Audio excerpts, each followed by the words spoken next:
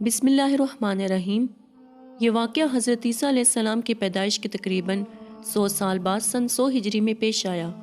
उस वक्त हज़रत ईसा अलैहिस्सलाम का दीन राइज था और जो लोग इस दीन पर सही तरह कायम थे वही मुस्लिम और मोमिन थे।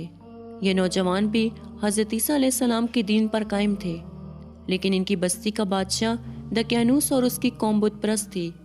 जबकि ये नौजवान बुत परस्ती और शिर्क से बेजार थे, उन्होंने अलीउल ऐलान अपनी तौहीद का ऐलान किया।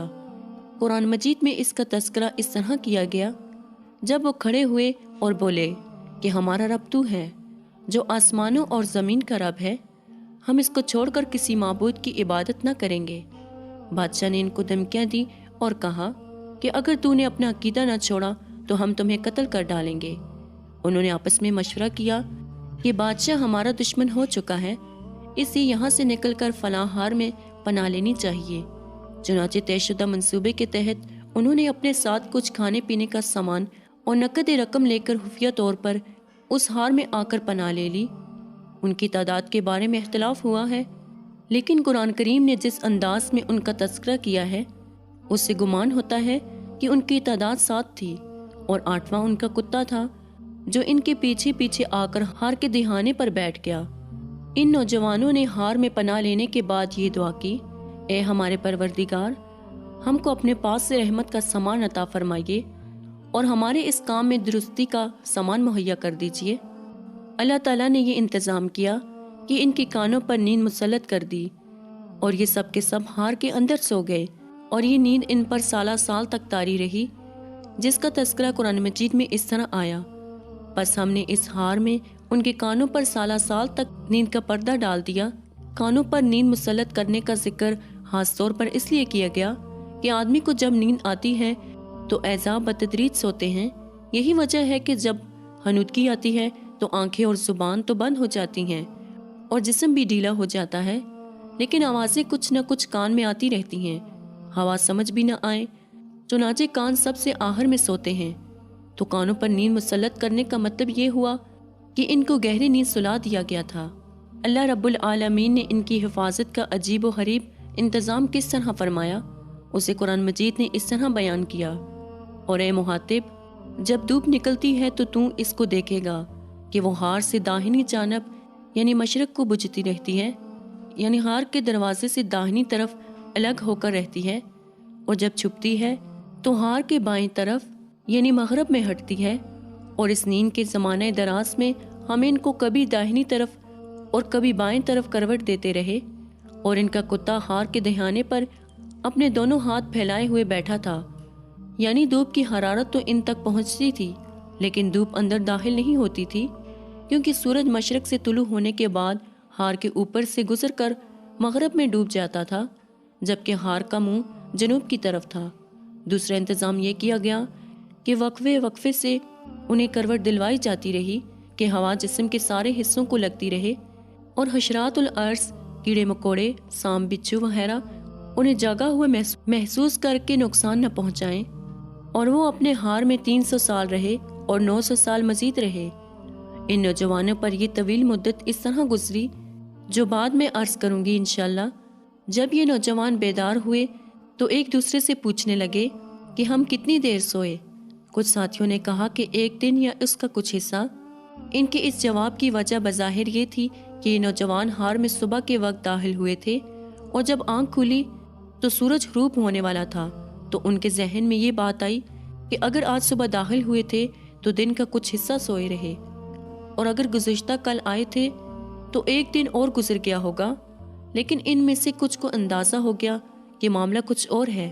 उन्होंने मामले को अल्लाह ताला के सुपुर्द करते हुए कहा, तुम्हारा रब ही खूब जानता है कि तुम कितनी मुद्दत सोते रहे। यानी इस बहस में पढ़ने की ज़रूरत नहीं कि कितनी देर सोए रहे, वो अल्लाह ही को मालूम है। अब काम की बात करो, वो ये कि किसी को पैसे देकर चुपके से शहर भेजो ताकि वो किसी दुकान से हलाल खाना खरीद कर लाए। इनका ये कौल कुरान करीम में इन अल्फाज में नकल किया गया, अपने में से किसी को ये चांदी का सिक्का देकर शहर की तरफ भेजो, वो वहाँ तहकीक करे कि कौन सा खाना हलाल है और उसमें से तुम्हारे पास खाना लाए, और ये काम खुश तदबीरी से करे और किसी को तुम्हारी खबर न होने दे। हलाल खाना तलाश करने के लिए اس لیے کہا کہ جب وہ حار میں گئے تھے اس وقت بتوں کے نام کا ذبیحہ ہوتا تھا اور وہی گوشت بازار میں ملتا تھا، اور چھپ کر جانے کے لیے اس لیے کہا کہ وہ یہی سمجھ رہے تھے کہ ابھی تک دقیانوس ہی کی حکومت ہے، لہٰذا انہیں خطرہ تھا کہ اگر ظالم بادشاہ کو پتہ چل گیا تو وہ انہیں سنگسار کر دے گا، دین حق سے ہٹانے کی کوشش کرے گا۔ چنانچہ انہوں نے اپنے اس خطرے کا اظہار ان الفاظ میں کیا: اگر وہ لوگ کہیں تمہاری خبر پا جائیں گے تو تم کو یا پتھراؤ کر کے مار ڈالیں گے یا تم کو اپنے مذہب میں پھر لوٹا لیں گے۔ لیکن جب ان کا ایک ساتھی جس کا نام تملیحہ بتایا جاتا ہے چاندی کا سکہ لے کر شہر پہنچا تو دنیا ہی بدلی ہوئی تھی۔ اس عرصے میں ایک انقلاب آ گیا تھا۔ اب وہاں ایک نیک مومن بادشاہ بیدوسیس برسر حکومت تھا جو اصلی دین عیسوی پر مضبوطی سے قائم تھا، البتہ عوام میں سب کچھ عقیدہ آخرت کا انکار کرتے تھے۔ ان کا کہنا تھا کہ یہ بات عقلی طور پر محال ہے کہ انسان کو مرنے کے بعد دوبارہ زندہ کیا جائے۔ بادشاہ ان کی اس حالت عقیدے کی وجہ سے بہت پریشان تھا۔ ایک روز اس نے اللہ تعالیٰ کے سامنے اس طرح عاجزی سے دعا کی کہ ایک جگہ جا کر نیچے راکھ بچھائی اور خود ٹاٹ کا لباس پہن کر اس پر بیٹھ گیا، اور پھر خوب آہذاری کے ساتھ اللہ تعالیٰ سے دعا کی کہ اے اللہ، کوئی ایسی صورت پیدا فرما دیجئے کہ یہ قوم موت کے بعد والی زندگی کو ماننے لگ جائے۔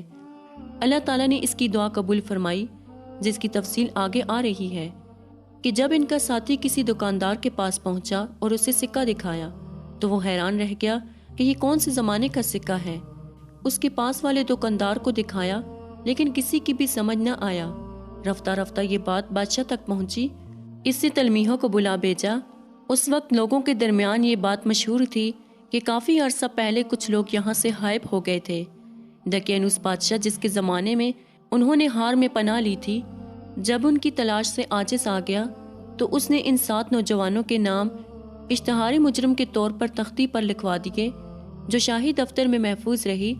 جب تلمیحہ اس نیک بادشاہ کے دربار میں پہنچا تو بادشاہ کو خیال ہوا کہ شاید یہ انہی نوجوانوں میں سے ہو جو غائب ہو گئے تھے اور جن کے نام تختی پر لکھے ہوئے ہیں۔ اس نے تختی منگوائی اور اس نوجوان کا نام پوچھا، اسے نام بتایا تو وہ نام تختی پر موجود تھا۔ پھر جب اس نے اپنے ساتھیوں کے نام بتائے تو وہ بھی تختی پر درج تھے۔ یہ جان کر بادشاہ کو بہت خوشی ہوئی۔ اس نے تلمیحہ کے ساتھ ان کے حار میں جانے کا ارادہ کر لیا۔ جب بادشاہ اور کچھ اہل شہر تملیحہ کے ساتھ حار کے دروازے پر پہنچے تو تملیحہ نے بادشاہ سے کہا کہ آپ یہاں ٹھہریں، میں ساتھیوں کو آپ کے آنے کی اطلاع دیتا ہوں تاکہ وہ پریشان نہ ہوں۔ البتہ اہل شہر اور وہ لوگ جو آخرت کا انکار کرتے تھے، انہوں نے جب قدرت الہیہ کا یہ عجیب منظر دیکھا تو ان کو بھی یقین ہو گیا کہ 300 برس تک زندہ انسانوں کو کسی غذا کے بغیر زندہ رکھے اور اس طویل عرصے تک ان کو سلانے کے بعد پھر صحیح سالم اٹھائے تو اس کے لیے کیا مشکل ہے کہ مرنے کے بعد بھی اجسام کو دوبارہ زندہ کر دے۔ چنانچہ یہ ماجرا دیکھنے کے بعد وہ مرنے کے بعد زندہ ہونے والے پر ایمان لے آئے۔ اصحاب کہف کو اتنے عرصے تک سلانے کی ایک حکمت یہ تھی۔ چنانچہ قرآن مجید میں اس حکمت کی طرف اس طرح اشارہ کیا گیا، زمانے کے لوگوں کو ان کے حال پر مطلع کر دیا تاکہ من جملہ اور فوائد کے ایک فائدہ یہ بھی ہوا تاکہ وہ لوگ اس بات کا یقین کر لیں کہ اللہ تعالیٰ کا وعدہ سچا ہے اور یہ کہ قیامت میں کوئی شک نہیں۔ ان نوجوانوں کے انتقال کے بعد لوگوں نے کہا کہ ان کی کوئی یادگار قائم کرنی چاہیے، لیکن اس میں اختلاف ہوا کہ یادگار کے طور پر کیا چیز بنائی جائے۔ بالآخر یہ فیصلہ ہوا کہ مسجد بنائی جائے۔ چنانچہ وہاں ایک چھوٹی سی مسجد بنائی گئی۔ اس مسجد کے کھنڈر آج بھی ہار کے اوپر موجود ہیں۔ اس وقت ہار کے اندر کی کیفیت یہ ہے کہ اس میں 4 قبریں نظر آتی ہیں۔ 2 قبریں ہٹا دی گئی، البتہ ان کی جگہ بتائی جاتی ہے کہ اس جگہ وہ قبریں تھیں۔ یہ قبریں ہمارے طرز کی نہیں بلکہ تابوت نما ہیں۔ مشرقی حصے کی ایک قبر میں چھوٹا سا سوراخ بھی ہے۔ اس سوراخ سے جان کر دیکھا جائے تو انسانی پنڈلی کی تقریباً پوری ہڈی نظر آتی ہے۔ اصحاب کہف کا کتا بھی کیسا خوش قسمت ہے کہ قرآن مجید میں کئی جگہ اس کا ذکر آیا ہے۔ اللہ تعالیٰ نے اللہ والوں کی صحبت کی یہ برکت اس کتے کو عطا فرمائی کہ اسے یہ اعزاز ملا کہ قرآن مجید نے کئی جگہ اس کا اچھائی کے ساتھ تذکرہ کیا۔